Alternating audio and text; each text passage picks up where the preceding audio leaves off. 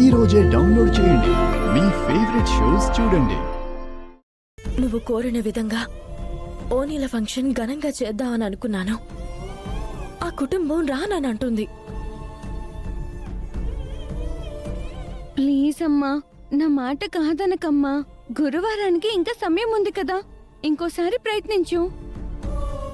సరే సరే, నా ప్రయత్నం నేను చేస్తాను గాని నువ్వు భోజనం చేద్దురా.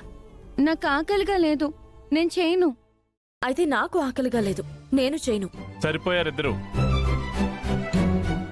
కుటుంబ సభ్యులందరి సమక్షంలో ఓణి ఫంక్షన్ జరగాలి, అంతే కదా? అవును తాతయ్య. జరుగుతుందిలే అమ్మా. నానమ్మ వాళ్ళు ఒప్పుకోవడం లేదు కదా. ఆ సమయానికి వాళ్లే ఒప్పుకుంటారు. నా మనవరాలు అక్షయ్కి ఆ రోజు అమ్మవారి ముక్కు పొడకను పెట్టి మరి అందరి సమక్షంలో ఫంక్షన్ జరిపిస్తానమ్మా.